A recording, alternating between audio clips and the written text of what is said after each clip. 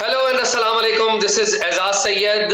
मैं अपने programme Ejaz Syed show के साथ आपके पास मौजूद हूं। आज एक बड़ा ही दिलचस्प शो हम करने जा रहे हैं। मेरे साथ हिंदुस्तान से मौजूद हैं वैभव सिंह। वैभव सिंह गुज़िश्ता 10 सालों में हिंदुस्तान से जर्नलिज्म कर रहे हैं। ये हिंदुस्तान के नेशनल मीडिया पे भी अपीयर होते हैं और ये सोशल मीडिया पर भी बड़े फ्रीक्वेंटली अपीयर होते हैं। इनका अपना यूट्यूब चैनल भी है जो कि बड़ा पॉपुलर है। तो मैंने सोचा कि साल 2023 चला गया है, 2024 आ गया है, तो हम क्यों ना पाकिस्तान इंडिया 2024 खेलें, उसमें डिस्कस करें कि 2023 में क्या हुआ। 3 मौजुआत के ऊपर। सबसे पहले टेररिज्म और कश्मीर का इशू। पाकिस्तान कश्मीर को इशू को बड़ा शोर मचाता है, हिंदुस्तान टेररिज्म का बड़ा कंसर्न करता है, पाकिस्तान भी टेररिज्म के हवाले से बड़ा कंसर्न करता है, लेकिन ये दोनों की एक कॉमन कंसर्न है। इसके ऊपर बात करेंगे सबसे पहले।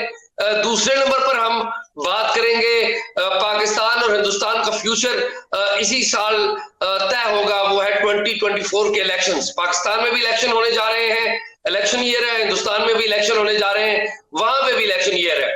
और तीसरे नंबर पर हम बात करेंगे international diplomacy, particularly diplomacy between Pakistan and India, कि पाकिस्तान और इंडिया के दरमियान 2023 में क्या एंगेजमेंट रही, फ्यूचर क्या है, प्रेजेंट स्टेटस को भी थोड़ा सा डिस्कस करेंगे। तो सबसे पहले मैं जानना चाहूंगा कि जो 2023 में वैभव, अगर आप बताएं कि 2023 में पर्टिकुलरली टेररिज्म के हवाले से क्या क्या बड़ी बातें हुई, और मैं ये भी जानूंगा, बाद में आपसे सवाल करूंगा कि कश्मीर के हवाले से जो सुप्रीम कोर्ट ने फैसला दिया उसके असरात क्या हुए। तो सबसे पहले बताइए, आपके यहाँ हिंदुस्तान में ज़ाहिर कश्मीर एक बड़ा प्रॉब्लम है, तो बताइए कि टेररिज्म के फ्रंट के ऊपर क्या हुआ। सबसे पहले thank you so much Ajaz for inviting me and आपके सभी देखने वालों को भी मेरी तरफ से नई साल की बहुत सारी शुभकामनाएं और बधाइयाँ। देखिए, टेररिज्म जो है कश्मीर वैली में पिछले 6 महीने में उसने दोबारा सिर उठाना शुरू किया है। 2019 में अगस्त के बाद जब आर्टिकल 370 एंड 35A जब एब्रोगेट किया गया, तो उसके बाद रिलेटिवली बहुत पीस आ गया था। जो जो एक्टिविटीज थी, बिकॉज इंडिया में जो अगर आप टेररिज्म देखते हैं तो मेनली वो लिमिटेड है, या तो नॉर्थ ईस्ट के कुछ इलाकों में लिमिटेड है या कश्मीर वैली में है, और इंडिया में एक नक्सलाइट इंसर्जेंसी जो है वो भी काफी हद तक खत्म हो चुकी है। वो भी अब उतना इम्पैक्टफुल नहीं रहेगी जैसे कभी हुआ करती थी। पहले जो नक्सलाइट्स थे वो उनके जो अटैक्स हुआ करते थे वो सीआरपीएफ के जो जवान होते थे उनके ऊपर, जो हमारे यहाँ पैरामिलिट्री फोर्सेस होती हैं, जैसे आपके यहाँ पे रेंजर्स हैं, तो उनके ऊपर वो हमलावर होते थे, तो काफी सारी कैजुअलिटीज हुआ करती थी। जो रेड कॉरिडोर इंडिया में कहा जाता था, जो छत्तीसगढ़, मध्य प्रदेश, यूपी के एक बहुत छोटा सा हिस्सा और उड़ीसा और महाराष्ट्र के कुछ इलाकों में ये पूरा रेड कॉरिडोर था। तो उसमें काफी हद तक जो कॉम्बिंग ऑपरेशंस किए सीआरपीएफ ने, और जो मुख्तलिफ ये जो पुलिस डिपार्टमेंट्स थे, मैं ये चीज बहुत सारे लोगों को नहीं पता होती है।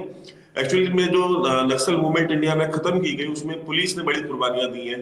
इंडियन जो मुख्तलिफ स्टेट्स की जो पुलिस है उन्होंने कॉम्बिंग ऑपरेशंस किए हैं, और पैरामिलिट्री फोर्स सीआरपीएफ ने बहुत ज्यादा काम किया, तो उसमें काफी कमी आई। लेकिन जो कश्मीर वैली में पिछले 6 महीने में 20 से ज्यादा हलाकतें हुई हैं, और 20 से ज्यादा। अच्छा Vaibhav, for the broader understanding for Pakistanis, थोड़ा सा नक्सलाई मूवमेंट जो थी आपके यहाँ, रेजिस्टेंस की मूवमेंट थी, बल्कि सेपरेटिस्ट मूवमेंट थी, थोड़ा सा इसका बैकग्राउंड थोड़ा सा बता दें ताकि ज्यादा अंडरस्टैंडिंग हो। लीड कौन कर रहा था, कौन कौन से एरियाज में महाराष्ट्र में थी और कौन कौन से एरियाज में थी, थोड़ा सा ये बैकग्राउंड कराएं और फिर कश्मीर की तरफ से। देखिए, ये बेसिकली जो नक्सल मूवमेंट है, ये नक्सलबाड़ी एक जगह थी वेस्ट बंगाल में। नक्सलबाड़ी में ये शुरू हुई ये मूवमेंट। ये बेसिकली आप कह सकते हैं कि एक रेडिकल मार्क्सिस्ट मूवमेंट थी। इसका इनका जो एजेंडा है वो बेसिकली इंडिया में जो कम्युनिज्म का जो निज़ाम है उसको लेके आना है, और वो हुकूमत को तस्लीम नहीं करते, हुकूमत के जो जो डेमोक्रेटिक प्रोसेस है उसको तस्लीम नहीं करते। आपको पता है जिस तरह से चाइना में अगर आप देखें तो चाइना में एक रिवॉल्यूशन हुआ और माओ जेडोंग के टाइम पे, और he led that communist movement there, और उन्होंने एक चाइनीज कम्युनिस्ट पार्टी बनाई, और उस चाइनीज कम्युनिस्ट पार्टी ने वो वहां पे एक आर्म्ड मिलिटेंसी करी, और उसके बाद उन्होंने कब्जा किया वहां हुकूमत पे। उसी तरीके की, उसी के तर्ज पे यहाँ पे हिंदुस्तान में करने की कोशिश की गई। जो इंडिया में जो कम्युनिस्ट पार्टी है, communist party of India, Marxist और इस तरह की जो पार्टीज हैं, ये बेसिकली कम्युनिस्ट पार्टीज का एक पॉलिटिकल विंग है। इनकी जो एक आर्म्ड स्ट्रगल है वो बेसिकली नक्सल मूवमेंट थी। ये ज्यादातर जो जंगलात है हमारे यहाँ पे, जो जंगलों वाले जो एरियाज हैं, जहाँ पे जंगल बहुत ज्यादा है, जहाँ पे ट्राइबल्स रहते हैं, इन्होंने ट्राइबल्स को ज्यादा रिक्रूट करने की कोशिश की कि ज्यादा से ज्यादा ट्राइबल्स को हम रिक्रूट करें ताकि वो जंग लड़ सके हिंदुस्तान की जो फौजें हैं उनके खिलाफ और यहाँ के निजाम को बदलने के लिए।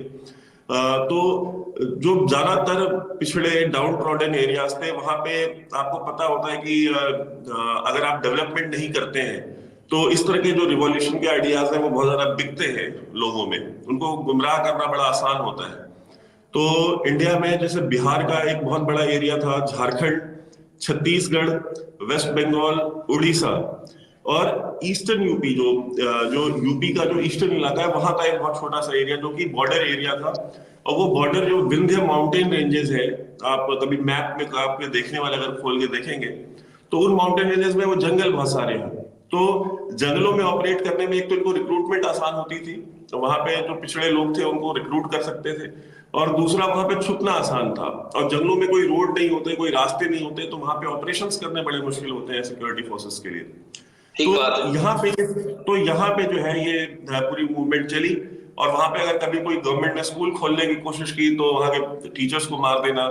अगर गवर्नमेंट ने वहां कोई सड़क बनाने की कोशिश की तो वहां पे जो कॉन्ट्रैक्टर्स हैं उनसे हफ्ता, जैसा आपके यहाँ पे बड़ा मशहूर था भत्ता, तो भत्ता लेना। और आज की डेट में भी कुछ पॉकेट्स हैं, देयर स्टिल सम पॉकेट्स जहाँ पे वो पैसे की वसूली करते हैं। उन एरियाज में आप उनको पैसे दिए बिना ऑपरेट नहीं कर सकते, it's a matter of fact. But लेकिन अगर आज से आप 20 साल पहले देखें, या आप 15 साल पहले देखें, या इवन आप 10 साल पहले देखें, तो उससे हालात बड़े मुख्तलिफ हैं। क्योंकि जब डेवलपमेंट पहुंची उनके घर तक, जब हर किसी को बैंक अकाउंट मिला, तो प्राइम मिनिस्टर मोदी ने एक बहुत बड़ी स्कीम शुरू की थी जिसको जन धन योजना कहते थे। जन ठीक धन है। योजना में ही मतलब it was a remarkable move. उन्होंने इंडिया के हर एक इंडिविजुअल का एक बैंक अकाउंट खोला, कि इंडिया में कोई भी ठीक। व्यक्ति ऐसा नहीं होना चाहिए जिसके पास बैंक अकाउंट ना हो। तो जो और ये गवर्नमेंट 2023 में मूवमेंट शुरू की मोदी साहब ने? नहीं, ये 23 में नहीं, ये 2017-18 में शुरू हो गई थी ये मूवमेंट, और ये पूरा प्रोग्राम। और इन्होंने सारा का सारा जो है वो जनधन अकाउंट खोला। उससे जो सब्सिडीज मिला करती थी, वो सब्सिडीज डायरेक्टली कैश के टर्म्स में उन लोगों के बैंक अकाउंट्स में जानी शुरू हुई। तो जो चोरी होती थी, जो रिश्वतखोरी थी, वो बंद हो गई। अगर आपको गैस सिलेंडर पे अगर 500 रुपए की सब्सिडी मिलती है, तो वो सब्सिडी 500 रुपए की आपके सीधे आपके बैंक अकाउंट में जाती है। आपको किसी दफ्तर में नहीं जाना होता उसको लेने के लिए।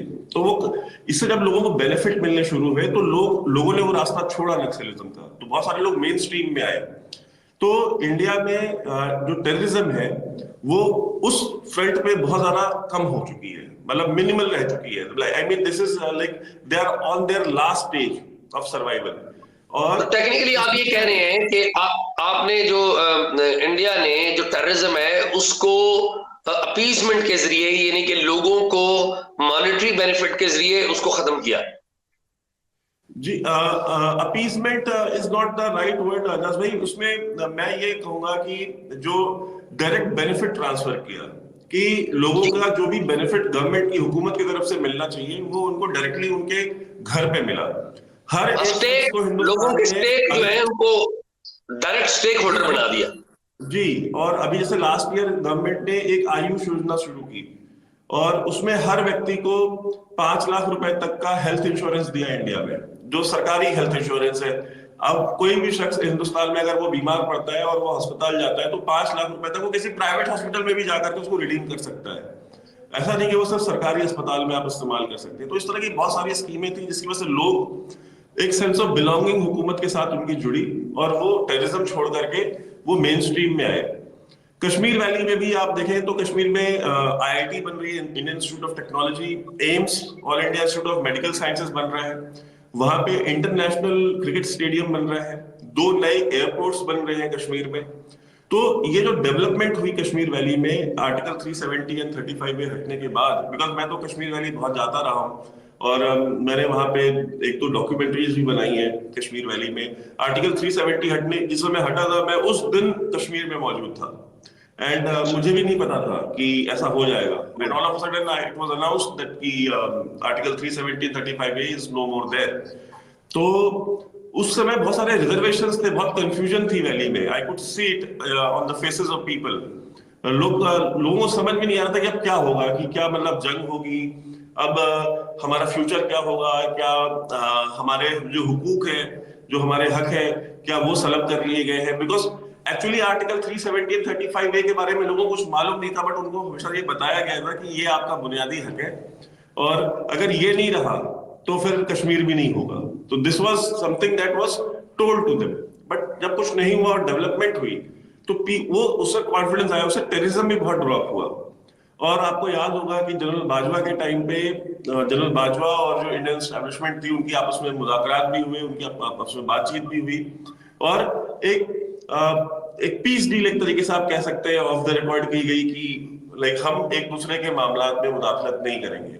और आप अच्छा अच्छा, यहाँ पे एक एक एक बात मैं जो जानना चाहता हूँ कि पाकिस्तान में हमें यहाँ पर पता है कि जो जंगबाजवा हैं वो चाहते थे कि हिंदुस्तान के साथ बेहतर ताल्लुकात हों।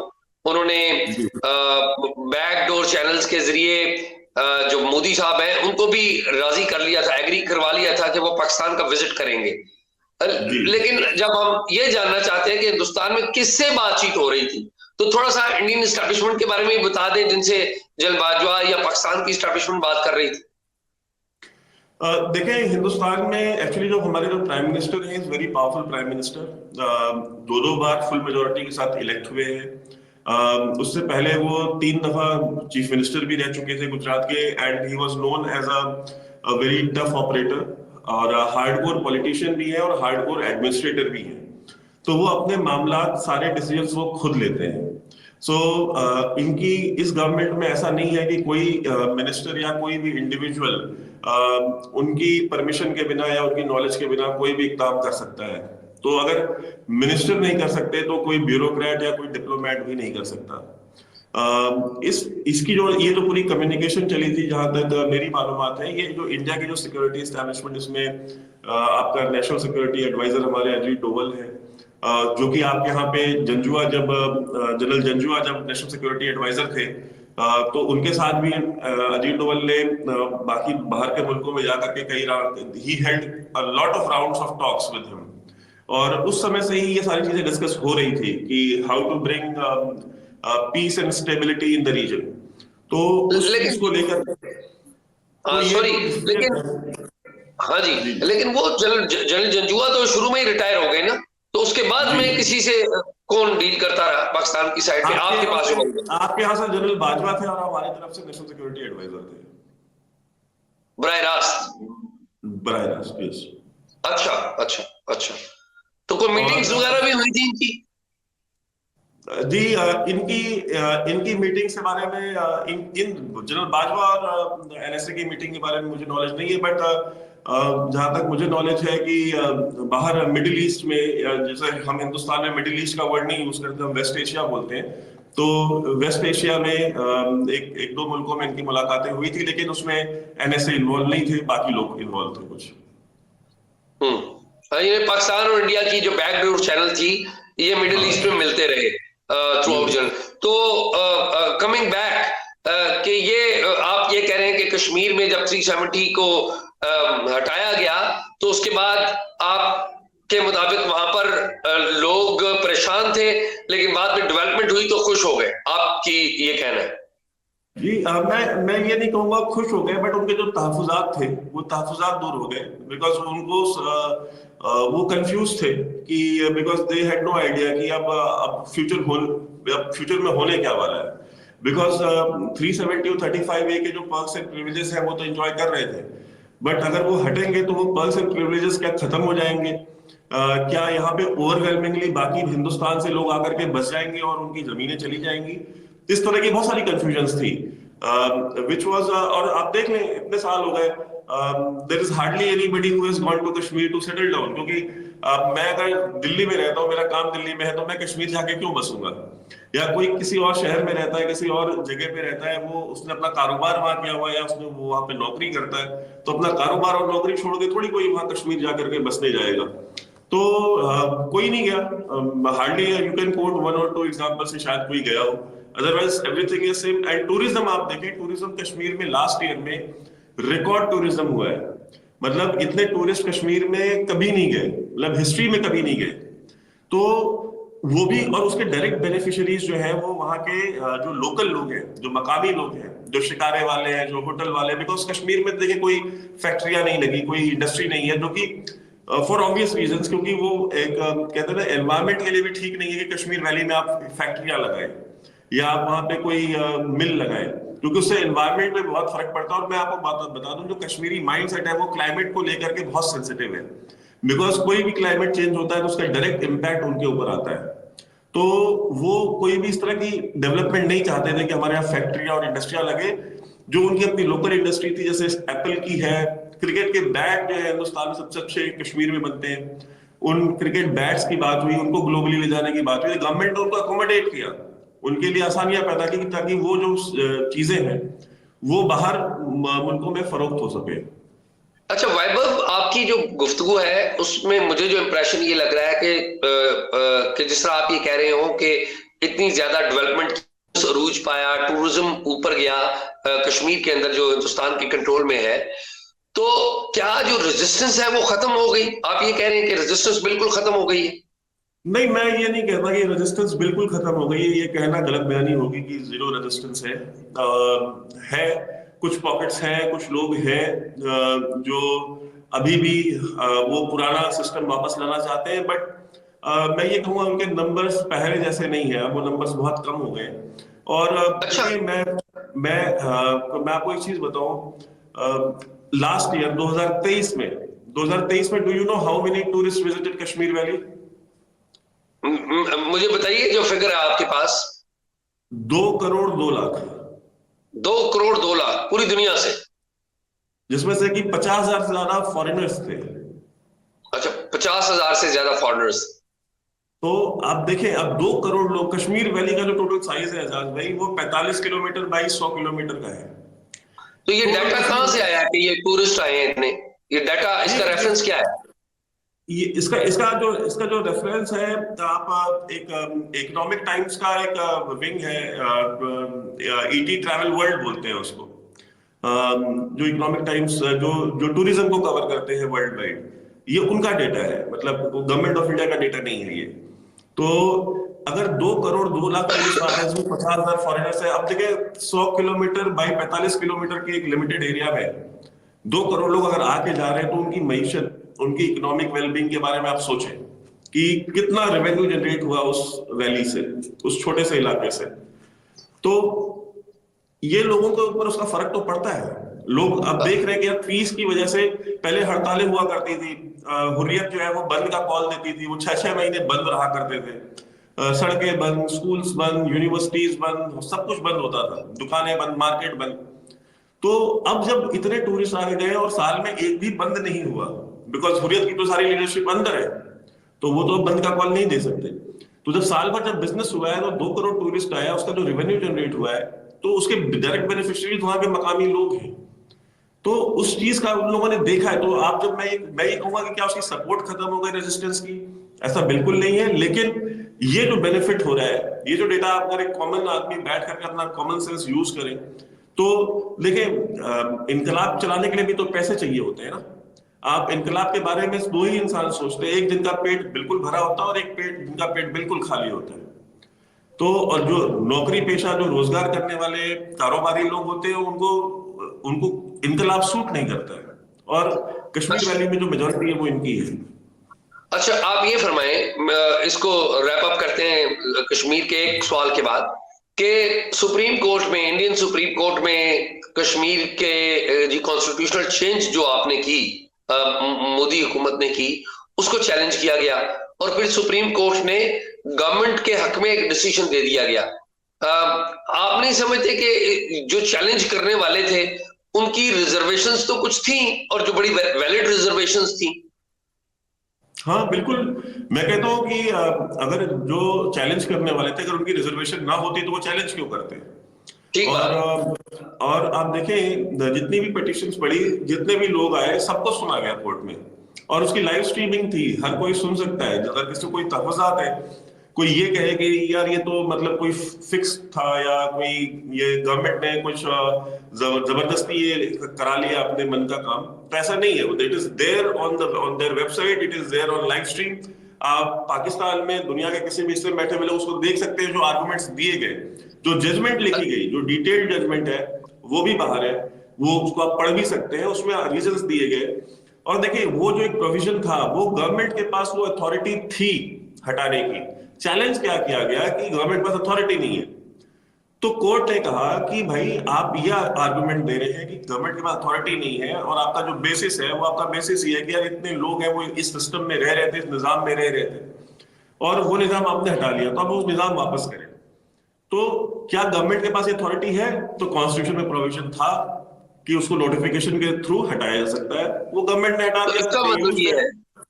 जी। तो वैभव वैभव सॉरी इंटरप्टिंग, मैंने कहा इसका मतलब यह है कि कल कला अगर पाकिस्तान और हिंदुस्तान आपस में बैठते हैं, दोनों की बातचीत चलती है, तो ये पावर अभी भी एग्जेक्टिव के पास मौजूद है कि अगर वो उसे दोबारा इम्पोज करना चाहे तो वो दोबारा भी इम्पोज हो सकती है। हाँ, दोबारा करना चाहे दोबारा कर सकते हैं। आई मीन, गवर्नमेंट डिसाइड करे कि हाँ हमको आर्टिकल 370 35 में दोबारा करना है, वो कर सकते हैं। वरना वो भाई, पार्लियामेंट के पास तो पावर मौजूद है ना कानून बनाने की। वो कानून बना ठीक, करके दोबारा वो कर सकते हैं। वो तो आने वाली हुकूमत बिल्कुल। के बस। लेकिन क्या जो आने वाली हुकूमत है, जो ये काम करेगी, जो ये काम करेगी, क्या फिर वो अगला इलेक्शन लड़ पाएगी? क्या हिंदुस्तान में फिर उनको वो सपोर्ट मिलेगा? That is something they need to think. It's very very important, it's very important. अच्छा, आपने अपनी कहानी सुनाई कुछ, मैं भी आपको अपनी कहानी सुना देता हूँ पाकिस्तान की। नहीं, मुझे मुझे आप एक चीज बताएं। मैं जी। आपसे एक चीज जानना चाहता हूँ कि ये पहले ये बड़ी बातें होती थी कि अफगानिस्तान में इंडिया के 7 कॉन्सुलेट्स हैं, और वो 7 कॉन्सुलेट्स जो है वो वहां से वो दहशतगर्दी करवाते हैं, और पाकिस्तान के अंदर, और वो सारे रॉ के ऑफिसेज हैं। ये हम आपके टेलीविजन पे सुनते थे, ये जो दिफाई तजिया निगार आपके यहाँ होते हैं, वो बैठ करके आवाम को बता रहे होते थे कि सारी दहशतगर्दी उसकी वजह से हो रही है। तो अब तो वहां पे हिंदुस्तान की ना कॉन्सुलेट्स है, ना एम्बेसी है। जो हिंदुस्तान की एम्बेसी है भी काबुल में, वहां पे टेक्निकल स्टाफ है, जो कि जो ह्यूमैनिटेरियन जो एड जा रही है हिंदुस्तान से, जो मेडिकल जो इक्विपमेंट्स जा रहे हैं अफगानिस्तान के लिए, उनको उनकी मॉनिटरिंग के लिए है वो। तो अब तो वहां कोई कॉन्सुलेट नहीं है। फिर भी हमने देखा उसके बाद जो राइज हुआ है, more than 200% rise in casualties in attacks against Pakistani security forces. तो ये इसके बारे में बताया, और जरा मुझे ये तहरीके जिहाद पाकिस्तान, एक टीटीपी के बाद एक ये नई शय आई है, इसके बारे में थोड़ा बताएं। अच्छा, वैभव आपने मेरा काम ज्यादा आसान कर दिया। देखिए वैभव, पाकिस्तान के जो लोग हैं वो टेररिज्म का शिकार हैं, जिस तरह के आपके यहाँ भी टेररिज्म एक प्रॉब्लम है। और आपको पता है कि पाकिस्तान में बहुत ज्यादा टेररिज्म के बारे में इंक्रीज हुआ है, पर्टिकुलरली जब से तालिबान ने अफगानिस्तान के अंदर 15 अगस्त 2021 को कंट्रोल लिया है। तो उसके बाद से पाकिस्तान में टेररिज्म के जो वाकयात हैं वो ज्यादा हुए हैं, और सबसे ज्यादा जो वाकयात हैं, सबसे ज्यादा इंसिडेंट्स हैं, वो तहरीके तालिबान पाकिस्तान की तरफ से हो रहे हैं पाकिस्तान में। ये नहीं कि बाकी ऑर्गेनाइजेशन नहीं, बाकी भी हैं, लेकिन सबसे जो बड़ी, जैसे कह लें ना कि सबसे बड़ी दुकान जो है वो टीटीपी की है, जो खुली हुई है, और वो अफगानिस्तान से ऑपरेट करते हैं और पाकिस्तान में वो अटैक करते हैं। आपको पता ही है कि मोर देन ऑलमोस्ट 700 पीपल 2023 में वो पाकिस्तान में शहीद हुए हैं, या आप उन्हें कहें कि वो टेररिज्म में मारे गए हैं। अब सूरत हाल ये है कि पाकिस्तान अफगानिस्तान के साथ बैकडोर डिप्लोमेसी कर रहा है।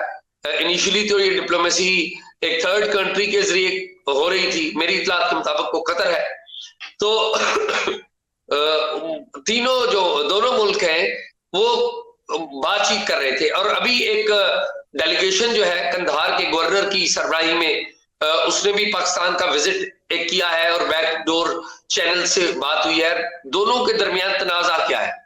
पाकिस्तान कहता है कि टेररिज्म हो रहा है, अफगानिस्तान से हो रहा है। जब अशरफ गनी की गवर्नमेंट थी तो अशरफ गनी की गवर्नमेंट के दौर में पाकिस्तान का मौकफ था कि जो टेररिज्म वहां पर पाकिस्तान में हो रहा है उसमें पाकिस्तान का पॉइंट ऑफ व्यू ये था कि रॉ एक्टिव है, क्योंकि रॉ की अशरफ गनी जो गवर्नमेंट है, इंडिया की अशरफ गनी गवर्नमेंट के साथ अच्छे ताल्लुकात थे और पाकिस्तान को ये ख्याल था पाकिस्तान का कि नहीं, इस जो वाकयात हो रहे हैं उनमें हिंदुस्तान का कोई हाथ है। और ये भी एक हकीकत है कि हिंदुस्तान की हामिद करजई हुकूमत के साथ, अशरफ गनी हुकूमत के साथ बहुत करीबी, बहुत जिसे कहते हैं करीबी ताल्लुकात थे, जिनका प्रूफ मिलता है। और उनका प्रूफ कैसे मिलता है कि एक पाकिस्तानी जर्नलिस्ट है, उन्होंने वो गिरफ्तार हो गए थे 2014 में, जाके अफगानिस्तान में गए थे वो, कुछ तालिबान लीडर्स का इंटरव्यू करने गए थे, लेकिन वहां पर गिरफ्तार हो गए।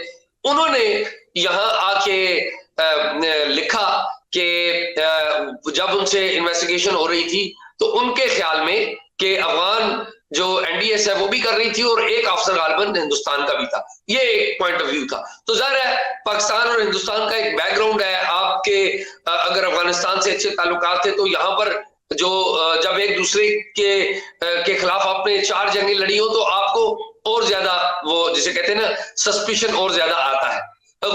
कुछ ऐसी बातें भी थी। फिर आपको पता है कि पाकिस्तान ने कुलभूषण जाधव का केस भी बड़ा उठाया हुआ और आपको पता है कि उनको बलूचिस्तान से अरेस्ट किया गया था। तो ये बैकग्राउंड है उस सारे सस्पिशन की, उस सारे वाकयात की, जो पाकिस्तान ये समझता था कि ये हिंदुस्तान की तरफ से हो रहे हैं। अब सूरत हाल ये है कि वहां पर तालिबान की हुकूमत आ रही है और पाकिस्तान के लिए जो सबसे बड़ा मसला है वो अब हम हिंदुस्तान का नाम नहीं लेते। अब हम समझते हैं और हम कन्विंस हो चुके हैं कि ये टीटीपी थी, ये मिलिटेंट ग्रुप्स थे और जो कि अफगानिस्तान की लैंड को इस्तेमाल करके पाकिस्तान के ऊपर अटैक करते रहे। तो अब आप देख लीजिए कि पाकिस्तान के अंदर कुछ ऐसे अटैक हुए हैं। आपको पता है कि 12 के करीब अस्करियत पसंद थे जिनकी टारगेट किलिंग हुई है। एक सिख भी थे जिनको लाहौर में मारा गया है, उनके हवाले से, या हाफिज सईद के ऊपर अटैक किया गया है लाहौर में 2023 में, तो उसके हवाले से जरूर हिंदुस्तान का नाम लिया जाता है, लेकिन अफगानिस्तान के हवाले से अभी नाम नहीं लिया जा रहा, क्योंकि अफगानिस्तान में अब हम समझते हैं कि जो टीटीपी है that is the main problem.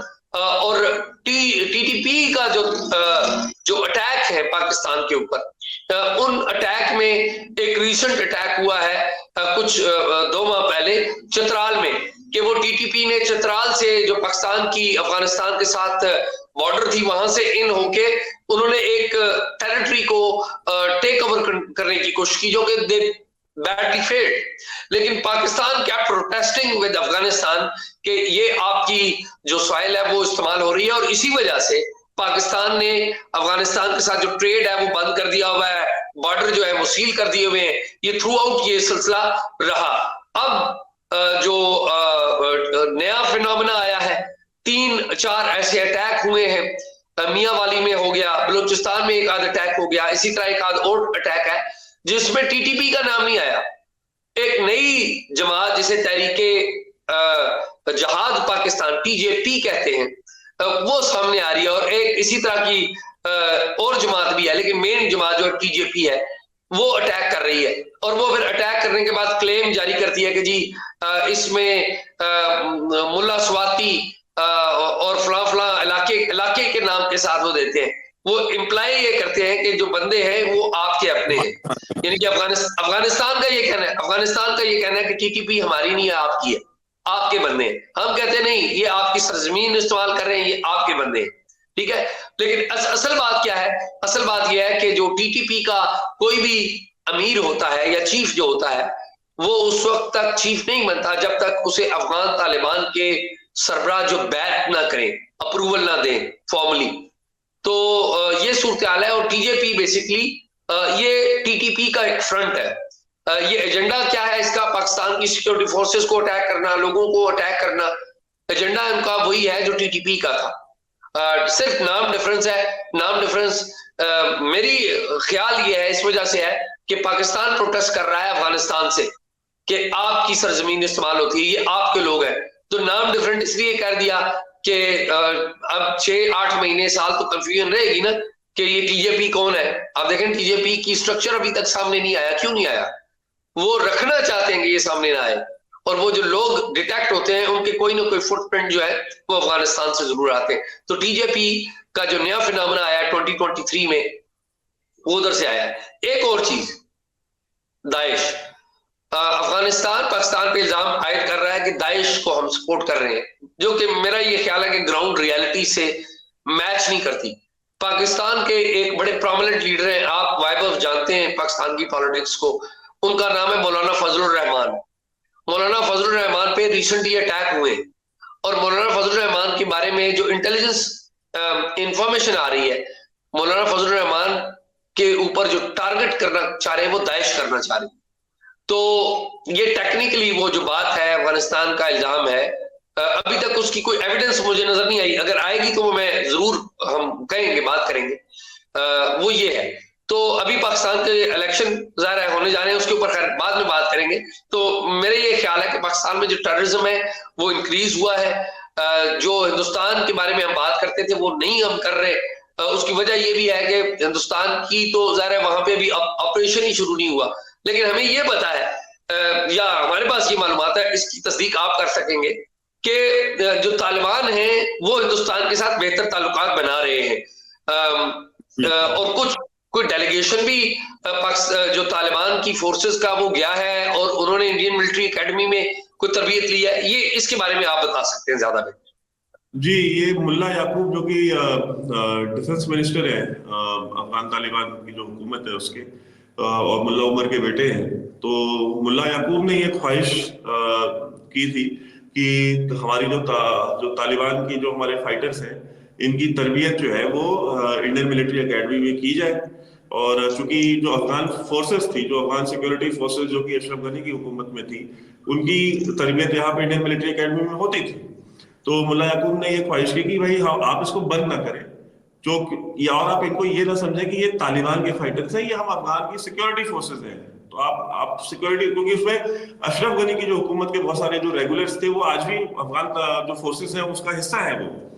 तो उन्होंने कहा कि भाई आप इनको, और हमारे जो तालिबान के लोग हैं ये अफगान सिक्योरिटी फोर्सेस हैं, आप इनको ट्रेनिंग दें। तो ये उन्होंने ख्वाहिश की है, वो अभी मटेरियलाइज नहीं हुई है कि उनके अभी ऐसा नहीं है कि उनको आ गए हैं और उनकी ट्रेनिंग हो गई है, ऐसा नहीं है।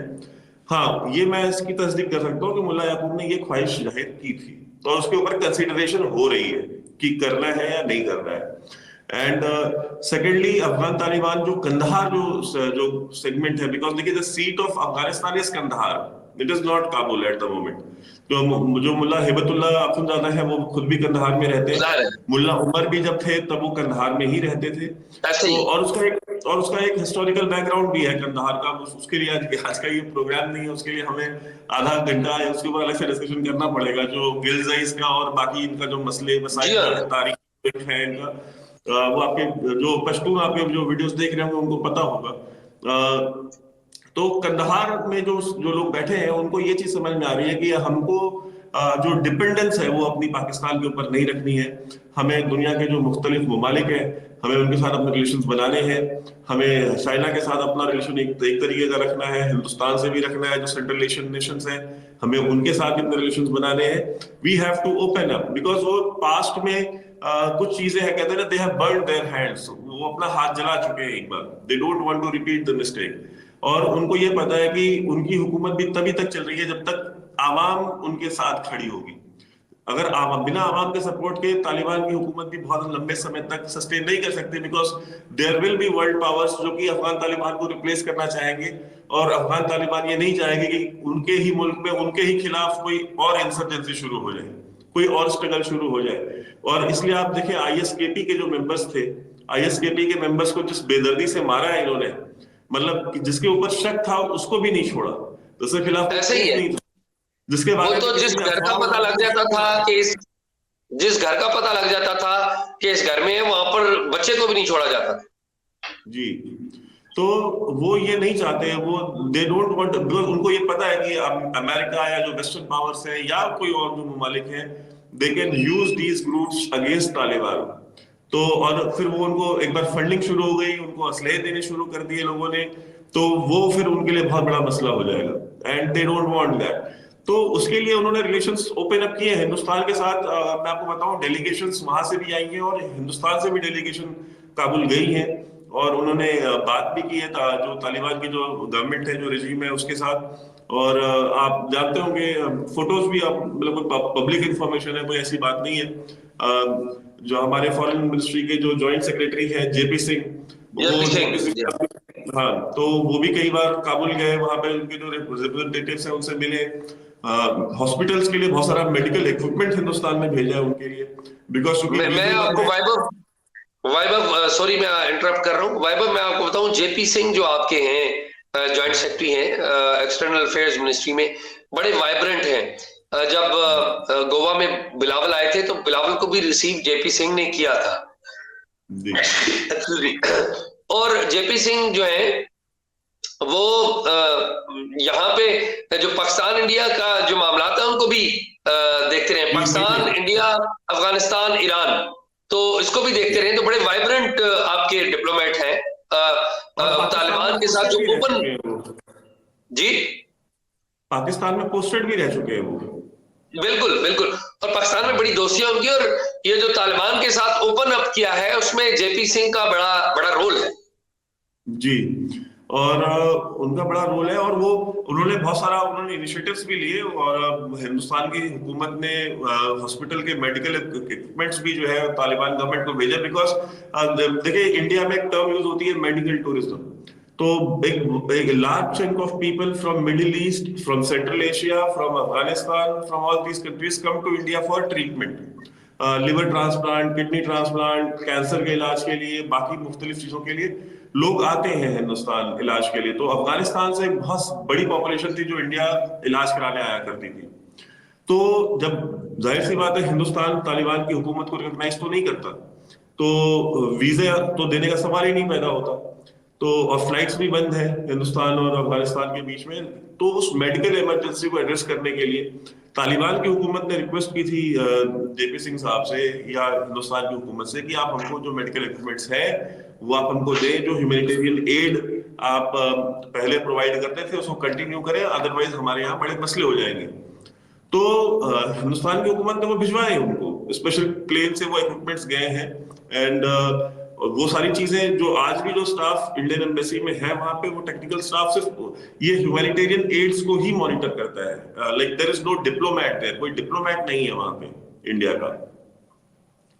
तो अभी आप क्या देखेंगे 2024 में हिंदुस्तान के और अफगानिस्तान के जो रिलेशंस है वो कितने आगे जाएंगे?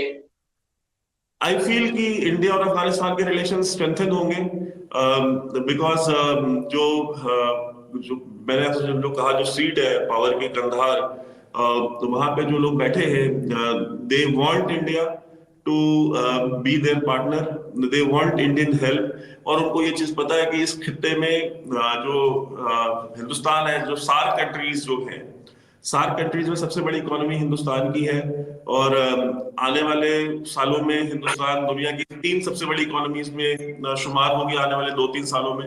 तो इंडिया के साथ वो बिगाड़ के नहीं रखना चाहते। दे नो कि जो इंडिया उनको प्रोवाइड कर सकता है, चाहे वो टेक्नोलॉजी हो, चाहे वो इंडस्ट्री हो, चाहे वो ह्यूमैनिटेरियन एड हो, चाहे वो पैसे ही क्यों ना हो, वो इस खित्ते में और कोई मुल्क उनको नहीं दे सकता। तो दे वांट गुड रिलेशंस। और जहां तक मुझे लगता है कि जो इंडिया की जो सिक्योरिटी एस्टेब्लिशमेंट है वो जिस तरीके से सोचती है, वो इस अपॉर्चुनिटी को अपने हाथ से जाने भी नहीं देंगे, because they also would never like Afghanistan to या Afghan Taliban to be on their wrong side. तो वो उनको भी अपने राइट साइड में ही रखना चाहेंगे, क्योंकि देखिए आपको याद हो जो लेट 80s में और 90s में जो कश्मीर में जो जिहाद शुरू हुआ था, सो कॉल्ड जिहाद, उसमें जब जो फाइटर्स आते थे उसमें से बहुत बड़ी नंबर्स में अफगान्स भी थे, उज़्बेक भी थे, चेचन्स भी थे, और मेजोरिटी अफगान थे जो भेजे जाते थे मुजाहिदीन बना करके यहाँ पे।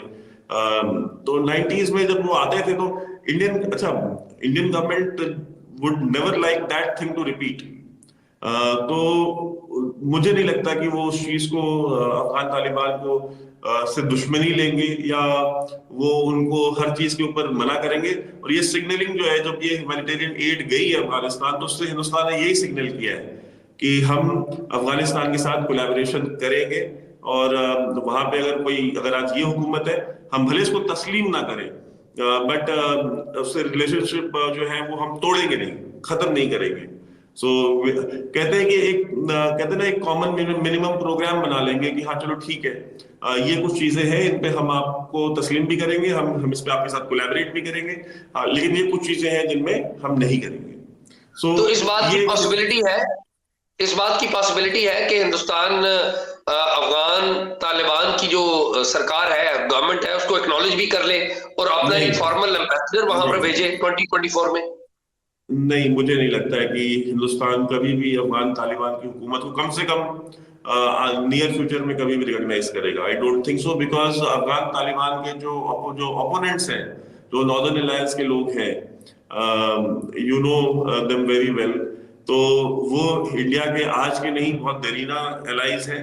तो India will not ditch them for Afghan Taliban. ठीक है, मैंने कहा ना, वो एक वर्किंग रिलेशनशिप रखेंगे, but they will not go beyond that working relationship.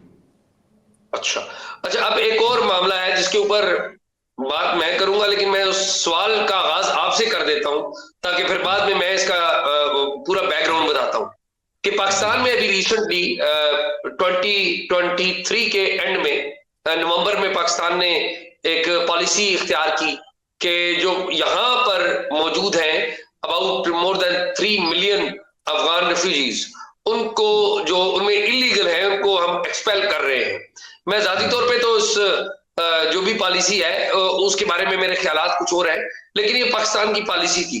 लेकिन जो मैंने सुना, इसकी तस्दीक या तरदीद आप करेंगे कि कुछ ऐसे रेफ्यूजीज भी थे जो पाकिस्तान से एक्सपेल हुए, वो दुबई गए और वो इंडिया आ गए। इस बात में क्या हकीकत है? और फिर मैं आपको इस पॉलिसी के बारे में बैकग्राउंड बता। देखिए, मुझे इसके बारे में कोई इल्म नहीं है, ये खबर मेरी नजर से नहीं गुजरी, और इसकी मैं तस्दीक भी नहीं कर सकता हूँ। तो मैं जो आपकी ऑडियंस है, मैं उसको मिसलीड नहीं करूंगा इसके बारे में अपना कोई भी तजिया करके। लेकिन अगर वहां से कुछ लोग जो अफगान सिटीजन थे, जो वहां से निकले हैं, फिर वहां से वो दुबई गए हैं, और मतलब अफगानिस्तान गए होंगे पहले, फिर वहां से उन्होंने फ्लाइट लेकर के वो दुबई गए होंगे, फिर वो दुबई से फिर वो हिंदुस्तान आए होंगे। तो अगर ऐसा कुछ हुआ है तो मैं चाहूंगा कि आप मुझे बताएं, बिकॉज और मैं भी इसके बारे में मालूमात करूंगा कि ये चीज कहाँ तक सही है। तो आप मुझे बताएं कि क्या है ये पूरी खबर। वैभव, मेरे पास जिसे कहना कि मैं कोई खबर होती तो मैं खबर देता, लेकिन मेरे पास कुछ ऐसी जिसे कहते हैं चैटर मौजूद है बाज इन्फॉर्म्ड लोगों का, जहां इस्लामाबाद में मैं जिनके साथ उठता बैठता हूं, कि कुछ पता ये चला, ये डिप्लोमेटिक इनक्लेव की बात कर रहा हूं मैं, डिप्लोमेटिक सर्कल्स की बात कर रहा हूं, कि अबाउट 2 प्लेन हैं जो कि जो अफगान रेफ्यूजीज जो यहाँ से गए थे वो वापस अफगानिस्तान में नहीं गए, ये उनकी बात हो रही है। जो यहाँ से गए वो गए दुबई में गए या मिडिल ईस्ट के एक और मुल्क में गए, तो फिर वहां से उनको चार्टर प्लेन के जरिए इंडिया ले जाया गया। और इसमें जाहिर है वो लोग इन्वॉल्व नहीं है, थर्ड कंट्रीज इन्वॉल्व हैं जो चाहते हैं कि, जो समझते हैं कि अगर पाकिस्तान इनको निकाल रहा है तो चले इंडिया रख ले। तो मेरे पास चूंकि इस खबर की या इस इतला की तस्दीक नहीं थी, इसलिए मैंने कहा मैं आपसे पूछूं कि इसकी हकीकत क्या है। नहीं, आपने ये खबर, अगर आपके पास कुछ कोई इन्फॉर्मेशन है तो मैं डेफिनेटली मैं इसके बारे में पता करूंगा कि अगर ऐसा कुछ होगा तो 110% हम नेक्स्ट भी प्रोग्राम करेंगे। I will speak on it. बिल्कुल ठीक है, बिल्कुल ठीक है। तो अब मैं आपको बता देता हूं कि हमारी जो इसमें मैं एक सवाल मेरा करना है कि आप अगर ये देखें कि आप अगर 1.7 मिलियन मेरे ख्याल से टोटल है आपका रेफ्यूजीज जिनको अनडॉक्यूमेंटेड जिनको निकाला जा रहा है, तो जिनमें से कुछ आई गेस 4 या 5 लाख जा चुके हैं वापस। जी 5 लाख के करीब जा चुके हैं, लेकिन अनडॉक्यूमेंटेड जो रेफ्यूजीज है ना वैभव, उनके बारे में एग्जैक्ट नंबर आप कुछ भी नहीं कह सकते। ओके, तो मैं कहता हूं कि अगर मैं इन 5 लाख की ही बात करूं तो इन 5 लाख जो लोग हैं जो ऑलरेडी पाकिस्तान में रह रहे थे, ये अब आपने उनको ऑल ऑफ अ सडन यहाँ से वापस भेज दिया, और जब वो वापस चले गए हैं तो जाहिर सी बात है वो खुश होके तो नहीं गए होंगे। उन्होंने अपने यहाँ कुछ कारोबार बनाए होंगे, कुछ नौकरियां बनाई होंगी, बच्चों का स्कूलों में कहीं ना कहीं, मदरसों में कहीं तो दाखिला कराया होगा, और कहीं मकान किराए पे लिया होगा, या कहीं तो रहते होंगे, एक छत बनाई होगी अपने लिए, भले वो नॉन परमानेंट ही हो। तो थोड़ी बहुत स्टेबिलिटी थी उनकी लाइफ में, उनका कहते ना एक बिजनेस एज यूजुअल उनकी लाइफ चल रही थी। ऑल ऑफ अ सडन अगर जब वो वापस जा रहे हैं तो जाहिर सी बात है वो अपने अंदर एक बुक्स, या एक कहते हैं ना वो एक हेट्रेड लेके जा रहे हैं पाकिस्तान के लिए। डोंट यू थिंक कि एट अ टाइम जब पाकिस्तान इतना ज्यादा परेशान है टेररिज्म से भी, टीटीपी जो है वो अलग अलग मुख्तलिफ तरीकों से वो हमलावर हो रही है, फिर अभी वो तहरीक जिहाद पाकिस्तान के बारे में आपने बताया वो भी है, तो उनको एक बहुत बड़ा रिक्रूटमेंट ग्राउंड आपने नहीं प्रोवाइड किया, because all these people are potential recruits. अच्छा वैभव, मैं फ्रेंकली स्पीकिंग ये जो आप तो क्वेश्चन कर रहे हैं ना, मैं पाकिस्तान में इसके ऊपर डिफरेंट प्रोग्राम्स में भी मैं बात करता रहा हूँ, और मैं इस पॉलिसी का नाकद हूँ। लेकिन जाहिर है पॉलिसी मैंने नहीं बनानी, आप अपनी गवर्नमेंट की बहुत सारी पॉलिसियों के नाकद है, और आप अपनी गवर्नमेंट की पॉलिसीज नहीं बनाते। मेरा ये ख्याल है कि जो पॉलिसी मेकर्स हैं उन्होंने अफगान जो रेफ्यूजीज हैं उनको यहां से निकालने की जो डिसीजन किया, उसके पीछे जो बेसिक रीजन थी, वो बेसिक रीजन अफगान तालिबान थे। इनकी थिंकिंग ये थी कि अफगान तालिबान इस तरह टेबल पे आएंगे, और वो आए भी, बाय द वे आए भी। लेकिन मेरा ये ख्याल है, मेरी जाती ओपिनियन ये है कि अफगान तालिबान को तो हम जिसे कहते हैं ना उनकी आर्म ट्विस्ट कर सकते हैं अगर हमारे ऊपर टेररिज्म वो करे, लेकिन हमें इन रेफ्यूजीज को वापस जाने नहीं दिया जाना। तो मेरा ये ख्याल है कि इन लोगों को वापस जाने नहीं दिया जाना चाहिए था, या इनको एक्सपेल नहीं किया जाना चाहिए था। तो मेरी ओपिनियन इसके ऊपर बड़ी लिटरल है, लिखी पड़ी है कि ये जो डिसीजन है। आजाद भाई, मैं देखिए इस पॉलिसी के तो फेवर में कोई भी राइट थिंकिंग इंसान नहीं सपोर्ट करेगा इस इक़दाम को, वो चाहे आपके यहाँ हो चाहे हिंदुस्तान में हो। बट मेरा ये कहना है कि ये क्या आप इसको एज अ थ्रेट नहीं देखते, बिकॉज आपने ये वॉर ऑन टेरर भी कवर की है, आपने जो टेररिज्म का पीक है पाकिस्तान में आपने वो भी देखा हुआ है, और आपने सब ये सारी चीजें देखी हुई है, तो आपको नहीं लगता कि ये एक सिक्योरिटी थ्रेट आप खुद क्रिएट किया है हुकूमत ने? क्योंकि अब इसमें से जो लोग डिसग्रंटल्ड होके जा रहे हैं, और सारे डिसग्रंटल्ड, कोई खुश होके तो नहीं जा रहा है इनमें से, तो इसमें से एक लार्ज नंबर है, और ये बहुत बड़ी तादाद है, 5 लाख बहुत बड़ी तादाद है, और उसमें और भी लोग होंगे, वो 5 से 10 पे जाते हैं, 12 पे जाते हैं, हु नोज। ऐसा आपने कहा कोई नहीं कह सकता कि कितने हैं, तो उसमें से अगर 2% या 4% या 5% भी अगर ज्वाइन हैंड्स विद टीटीपी और टीजेपी, तो कितना बड़ा सिक्योरिटी थ्रेट हो सकता है, कितनी बड़ी प्रॉब्लम हो सकती है ये? अच्छा वैभव, मेरी जाती ओपिनियन ये है कि प्रीडोमिनेंटली जो लोग यहाँ से गए हैं वो लोग हैं जो नॉर्मल लाइफ गुजार रहे थे, जो नॉर्मल लाइफ गुजारने पे यकीन रखते हैं। अब क्या होगा, आपने कहा कि सिक्योरिटी थ्रेट हो सकता है, मैं उसका जवाब देता हूँ।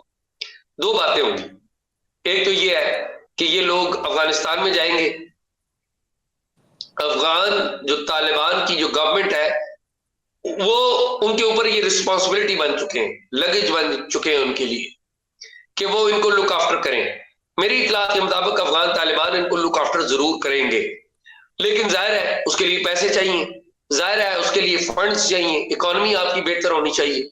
अभी तक जो अफगानिस्तान में तालिबान की इकोनॉमी है वो अभी तक आर्टिफिशियल अंदाज से ही चल रही है। अमेरिका डॉलर दे रहा है, डॉलर की जो प्राइसेस है वहां पे सस्टेनेबल है, 82-83 का डॉलर मिल रहा है। इतना तो जो इतना सस्ता डॉलर शायद हिंदुस्तान में भी ना हो जितना सस्ता वहां पे मिल रहा है, अगर आप जाके कंपेयर करें तो। मेरा ये ख्याल है कि अगर इनमें से बाज लोग वहां पर सेटल नहीं हो पाते तो उसमें भी आगे 2 सिचुएशन पैदा होगी। एक ये सिचुएशन पैदा होगी कि they will try to come back, वो पाकिस्तान आने की कोशिश करेंगे कि वो वापस आए, और बाय दैट टाइम ये जो गर्द है ये भी बैठ गई होगी। ये जो मूव है पाकिस्तान की तरफ से कि हम इन लोगों को एक्सपेल करें, तो वो भी मूव बैठ जाएगी। तो वो वापस आने की दोबारा कोशिश करेंगे मोस्ट प्रोबेबली। ये एक बड़ा तबका वहां पे सेटल हो जाएगा, दूसरा ये है कि वो वापस आने की कोशिश करेगा। अब आते हैं तीसरे तबके की तरफ, जो पॉसिबली वो जो मिलिटेंट्स है उनके हाथ में जा सकता है, लेकिन उसकी तादाद कम होगी। लेकिन जो मिलिटेंट तो 1000 में भी एक हो तो वो भी बड़ा डेंजरस होता है। तो मेरा ये ख्याल है कि इस बात की पॉसिबिलिटी है, लेकिन पॉसिबिलिटी बड़ी कम है।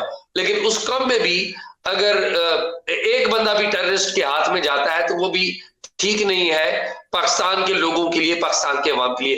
एट द सेम टाइम मेरा जहां तक मेरा ख्याल है कि हमारी जो अथॉरिटीज है वो भी अपनी पॉलिसी को रीथिंक कर रही हैं, रिव्यू कर रही हैं। शायद मोस्ट प्रोबेबली 2024 में इस पॉलिसी का अपग्रेडेड वर्जन हम देखेंगे। ओके, अच्छा, लास्ट में एजाज भाई, इलेक्शंस आपके यहाँ हो जाएंगे जो चीफ जस्टिस ने कहा है? मैं इलेक्शन, पाकिस्तान के इलेक्शन के बारे में तो बात करता हूँ, पहले मुझे आप अपने इलेक्शन की बताएं कि वहां पर इलेक्शन का माहौल क्या है, कौन कौन सी पार्टी मजबूत है, फिर मैं अपनी बताता हूँ ना कि यहाँ पर क्या हो रहा है। देखिए, इंडिया में तो इलेक्शंस होंगे। इंडिया में जो एक अलायंस बनी है, जैसे आपके यहाँ पे पीडीएम बनी थी, सारी ऑपोजिशन की पार्टियों ने मिलकर के एक पीडीएम बनाई थी, वैसे यहाँ पे इंडिया में एक इंडी अलायंस बना है। तो जो इंडी अलायंस है, इसमें ऑपोजिशन की जितनी भी पार्टियां हैं, वो majority of those parties are part of INDI alliance. चाहे वो ममता बनर्जी की तृणमूल कांग्रेस हो, चाहे अरविंद केजरीवाल की आम आदमी पार्टी हो, चाहे साउथ की डीएमके हो, या शिवसेना हो, उद्धव ठाकरे की जो शिवसेना है, शिवसेना भी डिवाइड हो चुकी है। द ओरिजिनल शिवसेना, वो अब जो महाराष्ट्र के चीफ मिनिस्टर हैं एकनाथ शिंदे, उनके पास जा चुकी है। और उद्धव ठाकरे, जो बाला साहब ठाकरे के बेटे हैं, उन्होंने अपनी एक नई पार्टी बनाई है शिवसेना उद्धव ठाकरे के नाम से। तो वो उस इंडी अलायंस का मेंबर है। आपकी Congress party is the leader of INDI alliance. Congress party उस चीज को, इस अलायंस को लीड कर रही है। तो राहुल गांधी कितने पॉपुलर है वहां पे वैसे? राहुल गांधी, मैं ये नहीं कहूंगा कि राहुल गांधी बिल्कुल पॉपुलर नहीं है, लेकिन Rahul Gandhi is not made for politics. To be, I am very sorry. तो पाकिस्तान की जो सीनियर लीडरशिप है, जिनको पार्टी से कहते हैं ना, बड़े बेआबरू होके तेरे कूचे से हम निकले, तो उस तरीके से कपिल सिब्बल जैसे जो स्टॉलवर्ट लीडर्स थे कांग्रेस पार्टी के, उनको पार्टी से निकाल दिया गया जस्ट बिकॉज दे सेड कि यार राहुल गांधी के बस की नहीं है ये party, and the Gandhi family has to step aside. तो अभी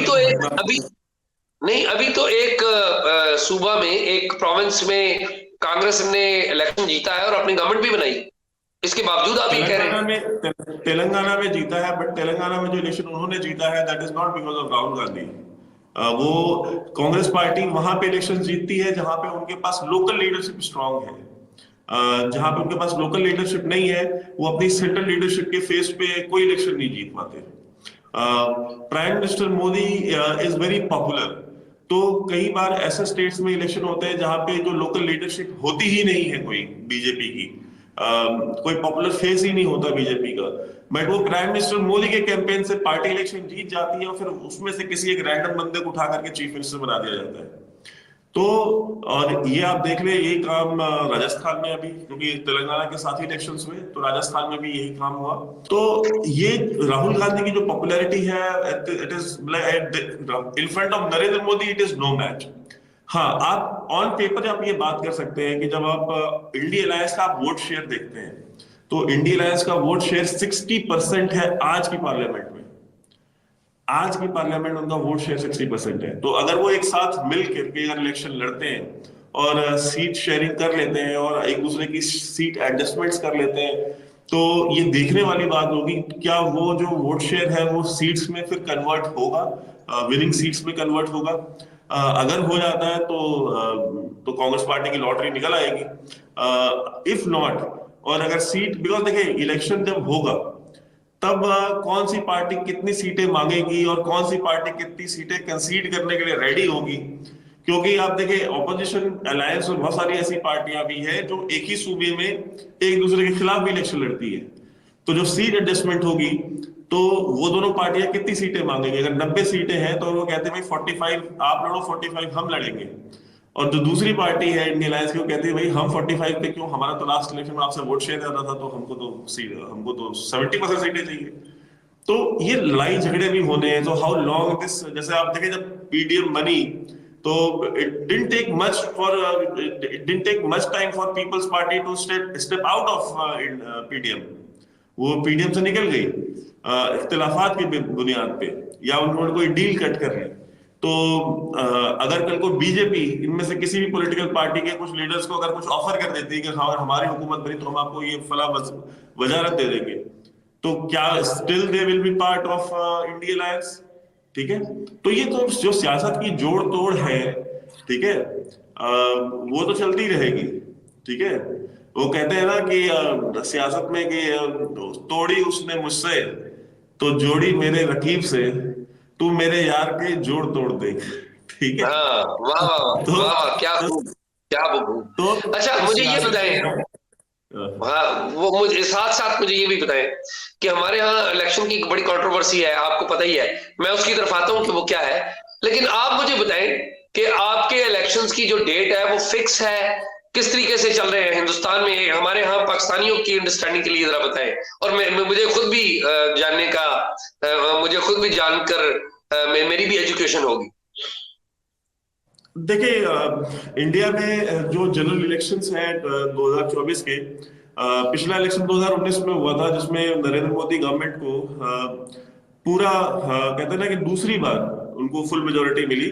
और ये जो तीसरा इलेक्शन है इसमें सबसे ज्यादा अगर आप देखें तो नरेंद्र मोदी की जो पॉपुलैरिटी हो रही है उसका सबसे बड़ा रीजन है ना, उसमें दो तीन चीजें हैं। एक तो डिजिटाइजेशन है। आप हिंदुस्तान आए थे कुछ महीने पहले अभी, और हम दिल्ली में भी हम साथ में हम घूमे, तो आपने एक चीज देखी होगी कि यहाँ पे यूपीआई पेमेंट्स चल रही जी हैं, ऐसे ही। Online payment. रिक्शा वाले, सब्जी वाले, जो रेडी वाले हैं, ठेले वाले हैं, इवन आप गांव में चले जाएं, गांव में ऐसी कोई दुकान नहीं होगी, ऐसा कोई वेंडर नहीं होगा जो एक क्यूआर कोड लगा के अपनी दुकान पे या अपने ठेले पे। इवन मैं तो अभी जब राजस्थान इलेक्शंस में गया तो वहां मैंने बैलगाड़ी के पीछे देखा लगा हुआ क्यूआर कोड। मैं तो कोबलर, ये जो जूते जूते करता है, उसके उसके पास क्यूआर कोड था। बिल्कुल।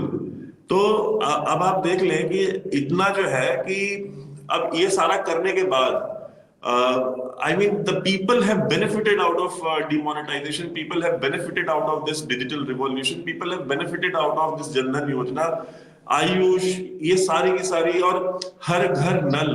I mean, this is अब देखे कि अब प्रधानमंत्री मोदी ने प्रॉमिस किया है कि 2024 इलेक्शन से पहले इंडिया में ऐसा कोई भी घर नहीं होना चाहिए जिसमें पाइप्ड वाटर ना हो। कोई किसी भी शख्स को कुएं में जाना पड़े पानी लेने के लिए, किसी भी शख्स को कहीं बाहर न जाना पड़े पानी, पाइप्ड वाटर उनके घर में आना चाहिए। गजेंद्र सिंह शेखावत इज द जल शक्ति मंत्री, यानी हमारे कहते हैं वाटर मिनिस्टर आप कह लें भारत सरकार के। मैं उनसे मिला था, मैंने उनसे मुलाकात हुई, मैंने उनसे पूछा, मैंने कहा कि like will you be able to complete this before election? He said कि we will complete this much before the elections. So I mean, तो ये वो चीजें हैं। जैसे घरों में उन्होंने कहा कि जो लोग सब्सिडी ले रहे हैं, जो डिजर्व नहीं करते, वो वॉलंटरीली ये सब्सिडी छोड़ दें। तो करीब 1 करोड़ से ज्यादा लोगों ने इस देश में सब्सिडी वॉलंटरीली छोड़ दी, बिकॉज वो कहते हैं यार हम अफोर्ड कर सकते हैं, आपको नहीं जरूरत है। वो जो 1 करोड़ लोगों ने सब्सिडी छोड़ी, उससे जो पैसे बचे हुकूमत के, उससे उन्होंने उज्ज्वला योजना चलाई। उज्ज्वला योजना में उन्होंने हर घर में गैस कनेक्शन दे दिए, लकड़ी से खाना बनाने का सिस्टम ही खत्म कर दिया उन्होंने। तो आज की डेट में हिंदुस्तान में कहीं भी नहीं है। अब ओपन डेफिकेशन आप देखें, पाकिस्तान में बड़ा पॉपुलर था कि इंडिया में वॉशरूम्स की, बाथरूम की बड़ी प्रॉब्लम है, ओपन डेफिकेशन बहुत ज्यादा है। India last year open defecation free हो चुका है। लाइक एवरी पर्सन, हाँ, every house hold has a washroom जो कि हुकूमत ने बनवा के दिया है। तो अब आप देखें, ये वो चेंजेस हैं जो एक आम इंसान की जिंदगी से जुड़े हैं। उसका अगर उसको लकड़ी पे खाना नहीं बनाना पड़ रहा, उसको कहते हैं कि फ्रेश होने के लिए उसको खेतों में नहीं जाना पड़ रहा, और उसको हेल्थ इंश्योरेंस 5 लाख रुपए का मिल रहा है घर पे बैठे। तो ये, और जनधन योजना में उसके जो बेनिफिट्स हैं वो डायरेक्ट उसके बैंक अकाउंट में आ रहे हैं। कोई बीच में कोई इंटरमीडियरी नहीं है, कोई दलाल नहीं है बीच में। तो ये वो चीजें जिससे आम गरीब इंसान बहुत ज्यादा इम्पैक्ट होता है। इससे ओवरवेलमिंगली सपोर्ट बढ़ा है मोदी का। ये वो स्टेप्स है। देखिए, इलेक्शन आपको मैं बताऊं, 2019 का इलेक्शन हुआ और पाकिस्तान में मैंने एक चीज सुनी कि ये पुलवामा के ऊपर इलेक्शन लड़ा है और मोदी ने पुलवामा 2018 2018 में इलेक्शन हुआ, 2018 में पाकिस्तान में जो इलेक्शन। नहीं नहीं, मैं 2019 की इंडियन जनरल इलेक्शंस की बात कर रहा हूँ। ओके ओके कि ओके, जी जी। कि यहाँ पे जब इलेक्शन हुए तो पाकिस्तान में ये नैरेटिव चलाया गया कि, स्पेशली पीटीआई का बहुत नैरेटिव था कि पुलवामा के ऊपर मोदी ने इलेक्शन लड़ा है और पाकिस्तान के नाम पे वोट मांगे और पाकिस्तान के नाम पे जीते हैं। Do you know, there is a research which came out, प्रधानमंत्री मोदी ने 20,000 वर्ड बोले थे अपने इलेक्शन कैंपेन में टोटल। ठीक है, उन 20,000 वर्ड में he took the name of Pakistan only 9 times। उन 20,000 वर्ड्स में सिर्फ 9 वर्ड्स पाकिस्तान थे। So it was not fought on that. He did not get the overwhelming majority because of that. He got overwhelming majority because of this beneficiary schemes, welfare लेकिन schemes। Pakistan में तो जो हिंदुस्तान का जो मेन स्ट्रीम मीडिया है, जिस तरह अर्नाब गोस्वामी है और इस तरह के और भी बहुत सारे लोग हैं, वो नेशनल टीवी के ऊपर बैठ के जिस तरह पाकिस्तान के बारे में गुफ्तगू करते हैं और बड़ी मनफी गुफ्तगू करते हैं, तो हमें तो पाकिस्तान में बैठ के इस तरह से इंप्रेशन लगता है कि जिस तरह जो हिंदुस्तान की मेन स्ट्रीम पार्टीज हैं, कांग्रेस होगी, बीजेपी होगी और जमातें होगी, वो एक हेट पाकिस्तान वोट बैंक भी है जिसको वो अट्रैक्ट करते हैं। इंप्रेशन ये यहाँ पे, आप बताएं क्या है? देखिए, वो वोट बैंक है, सही कह रहे हैं आप कि वो वोट बैंक है हिंदुस्तान में, बट वो वोट बैंक इतना बड़ा नहीं है कि आप फुल मेजोरिटी से हुकूमत बना लें। आई मीन, पीपल, अगर होता तो फिर तेलंगाना में क्यों नहीं चला वो vote bank? But the thing is कि, और आप देख लें, बहुत सारे स्टेट्स हैं जहां पे बीजेपी कहते हैं असेंबली इलेक्शंस हार गई थी, जैसे छत्तीसगढ़ में हार गई थी, राजस्थान में हार गई थी। बट जब लोकसभा इलेक्शन हुए 6 महीने बाद, तो लोकसभा के इलेक्शंस में फिर उन्होंने क्लीन स्वीप किया था बीजेपी ने। So people in assembly voted for Congress, but same set of people 4 महीने बाद उन्होंने लोकसभा इलेक्शन में कांग्रेस को एक भी सीटें नहीं दी। तो आपकी गुफ्तगू से तो ये लग रहा है कि 2024 is again a year for Narendra Modi साहब to again come in the power. He is coming again. It seems so, but मेरा जो इसमें एक जो मेरी रिजर्वेशन है वो ये है कि lot of things will depend on कि ये जो इंडी अलायंस है, ये इंडी अलायंस क्या होल्ड कर पाता है तब तक इलेक्शन तक, because it is something unprecedented. हमने कभी देखा नहीं है हिंदुस्तान में ऐसा होता। अगर कोई प्रेसिडेंस नहीं है तो आप अपना तजिया किस बेसिस पे करेंगे कि क्या होने वाला है, क्योंकि कभी ऐसा हुआ नहीं है। तो मैं और आप अज्यूम कर सकते हैं कि हो सकता है ऐसा हो जाए, हो सकता है वैसा हो जाए, बट तो आपकी नजर में सबसे पावरफुल लीडर्स इस इंडी अलायंस में कौन कौन से हैं जो कि डैमेज कर सकते हैं बीजेपी को? देखिए, इंडिविजुअल लीडर तो कोई भी नरेंद्र मोदी के स्टेटस का नहीं है इंडिया अलायंस में। नरेंद्र मोदी हैज सरपास दोस, वो कहते हैं ना कि ये जो हम वर्ड्स यूज करते हैं ना कि लीडर, और you can say he is a cult now. ठीक है, Narendra Modi is a cult, he is no more a political leader. He has already achieved so much, he has gained so much popularity. There are people, मतलब लोग जो सपने में नरेंद्र मोदी को देखते हैं। ठीक है, तो जब आप उस नहज पे पहुंच जाते हैं लीडरशिप की, तो आपका कंपैरिजन फिर और लोगों से हो नहीं सकता। बट जो सारा डैमेज, पोटेंशियल डैमेज अगर ये कर सकते हैं तो वो तब कर सकते हैं जब ये सारे के सारे मिल के इलेक्शन लड़े और कोई टूट के अलग ना हो, and they be happy about the seat sharing. अगर वो ये कर लेते हैं ये सारा, which is almost impossible for me to believe, but अगर वो कर लेते हैं देन विल सी कि नरेंद्र मोदी या बीजेपी कितनी सीटें जीत पाते हैं, because United front it is something. अब जैसे आप देख ले, आपके पाकिस्तान में आज सारे पीडीएम वाले मिलके इलेक्शन लड़ ले, इमरान खान के खिलाफ मिलकर इलेक्शन क्यों नहीं लड़ रहे? पीडीएम बनाई थी ना, मिलकर लड़ रहे इलेक्शन, नहीं लड़ रहे। जी। तो अलायंसेस बनाना बड़ी बात नहीं है, अलायंसेस को होल्ड करके रख लेना बहुत बड़ी बात है। लेकिन इस तमाम के बावजूद आप ज्यादातर इंक्लाइंड इसी तरफ लगे हुए हैं कि शायद जो इंडी अलायंस, तो अभी उसमें बहुत सारे क्वेश्चंस हैं एट येट आपकी नजर में। Modi is the leader, he is coming again. आप पीडीएम को देख ले, मैं कह रहा हूं, मैंने आपको एग्जांपल दिया, आप पीडीएम को देख लेना, पीडीएम सीट शेयरिंग करके इमरान खान के इलेक्शन के खिलाफ इलेक्शन फरवरी में लड़के देख लेना। ठीक बात है, ठीक बात है। वो तो नहीं कर पा रहे ना। हाँ, तो आप सोचिए अगर पीडीएम नहीं कर पा रही तो इतनी बड़ी ग्रैंड अलायंस इंडिया में, जिसमें Tamil, Telugu, Malayali, Bengali, you know, so many different ethnic like linguistic groups are there, और उनकी अपनी अपनी एस्पिरेशंस हैं, उनकी अपनी अपनी सबकी। और ये वो पार्टियां, कांग्रेस पार्टी तो ये इंडियन अलायंस की जितनी भी और पार्टियां हैं, कांग्रेस पार्टी इन सब के खिलाफ इलेक्शन लड़ती है अलग अलग स्टेट्स में। तो जो कांग्रेस की अपनी जो स्टेट की लीडरशिप है, वो कितना ऑन बोर्ड आएगी जब सीट शेयरिंग होगी? नहीं, इसका मतलब ये है कि पाकिस्तान में इमरान खान साहब बड़े पॉपुलर हैं, जो आपका वहां पर थिंकिंग है। और यहाँ पे भी खान साहब पॉपुलर है, ये नहीं है कि नहीं पॉपुलर नहीं है। यहाँ पे भी जिस तरह आप कह रहे हैं ना कि वहां पे मोदी कल्ट है, तो यहाँ पे इमरान कल्ट भी मौजूद है। अच्छा, दोनों में सिमिलैरिटीज भी बड़े हैं कि मोदी साहब भी बड़े पॉपुलिस्ट हैं और खान साहब भी बड़े पॉपुलिस्ट हैं। मोदी साहब की एज 73 ईयर्स है, खान साहब अभी 71 है, तो 19-20 का ही फर्क है। लेकिन देयर इज अ डिफरेंस कि खान साहब जो है वो जब सरकार में थे तो वो कोई बहुत अच्छा परफॉर्म नहीं कर पाए थे यहाँ पर, और अब वो इलेक्शन में जा रहे हैं तो वो तो फ्रैक्चर्ड पार्टी को लेके जा रहे हैं ना। मोदी साहब तो फिर पावर में है, उन्होंने पावर को गेन किया, मेंटेन किया, और ये जो चीजें आप बता रहे हैं कि रिफॉर्म किया और लोगों को रिलीफ दिया, मेडिकल के फील्ड में, इकोनॉमी के फील्ड में, इकोनॉमी आपकी बेहतर हुई। तो पाकिस्तान में ऐसा नहीं हुआ। पाकिस्तान में खान साहब ने पावर गेन तो किया, लेकिन पाकिस्तान में पावर मेंटेन नहीं खान साहब कर पाए, और अभी वो जेल में है।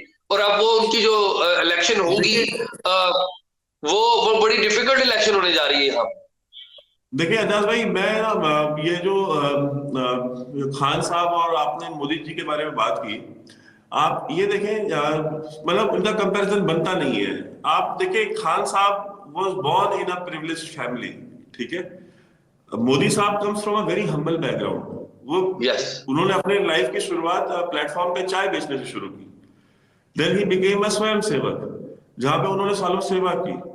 Then he became a politician, जहां पे उन्होंने बीजेपी को गुजरात में 3 इलेक्शन लगातार जिताए, और उस दौर में जिताए जब कांग्रेस की हुकूमत सेंटर में थी। एंड उसके बाद वो जब सेंटर में आए तो सेंटर में उन्होंने काम किया, उन्होंने जो डिलीवरेबल्स है वो डिलीवर किए। इमरान खान साहब प्रॉप अप किए गए थे। He did not come from the ground, he did not go for any कहते हैं ना पॉलिटिकल स्ट्रगल।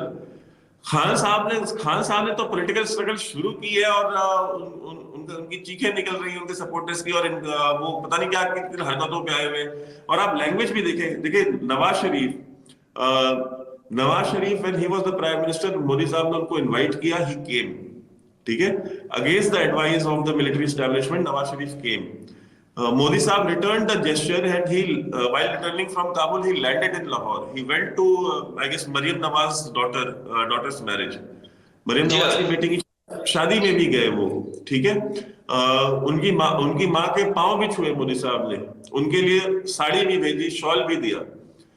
उनके साथ बहुत अच्छे टर्म्स भी थे मोदी साहब के। And Nawaz Sharif also wanted very good relations with India. लेकिन आप देखें, नवाज शरीफ साहब ने क्या कभी उस तरह की लैंग्वेज यूज की जिस तरह की लैंग्वेज इमरान खान यूज करते थे प्राइम मिनिस्टर मोदी के लिए? Not at all, not at all. वो नवाज शरीफ और इमरान खान का भी कंपैरिजन कोई नहीं। नवाज शरीफ और इमरान खान का कंपैरिजन भी कोई नहीं। बेसिक आप देखें, इंडिया के बहुत सारे तहफुजात रहते हैं पाकिस्तान को लेकर। क्या मोदी साहब ने कभी उस तरह की लैंग्वेज इस्तेमाल की किसी भी प्राइम मिनिस्टर के, इंक्लूडिंग इमरान खान, किसी प्राइम मिनिस्टर के लिए, किसी ऑफिशियल के लिए, जिस तरह की जुबान इमरान खान इस्तेमाल करते थे। सो अच्छा, इमरान खान तो बादशाह है ना, वो कोई जमहूरियत पसंद तो आदमी नहीं है। वो तो उनका तो शौक है, वो फतवे देते हैं, गालियां देते हैं, और क्या करते हैं वो। so as an Indian journalist, you see Imran as a problem for the region, and Nawaz Sharif as solution for the region, right? I mean, if you put Imran Khan in the front, 100%, Nawaz Sharif is 100 times better than Imran Khan, because देखिए, Nawaz Sharif has a vision. Nawaz Sharif has a vision कि जैसे वो don leagues का मामला हुआ, don leagues में जो नवाज शरीफ ने कहा था, उसमें क्या गलत था? I mean, what was wrong in it? मैं आज भी समझना चाह रहा हूँ। और मैं चाहता हूं कि जो लोग नवाज शरीफ के पीछे पड़े होते, बस उसको पढ़ के देखे तो सही, उन्होंने बात क्या कही है, उसमें क्या गलत है। और अंत में, आखिर में आके जनरल बाजवा ने वही बात की जो उन्होंने डॉन लीग्स में की थी, आए उसी के ऊपर। मुशर्रफ ने नवाज शरीफ को जिला वतन किया, और लास्ट में खुद चल के आगरा आए, खुद हिंदुस्तान से दोस्ती करने आए। तो ये प्रॉब्लम, ये जो मुझे समझ में आती है। और इमरान खान जैसे लोग, क्या है कि Imran Khan he is very unpredictable, ठीक है, इज अ पॉपुलिस्ट, एंड मैं, I don't want to use a tough language, but I would rather have a smart enemy than a fool enemy, ठीक है।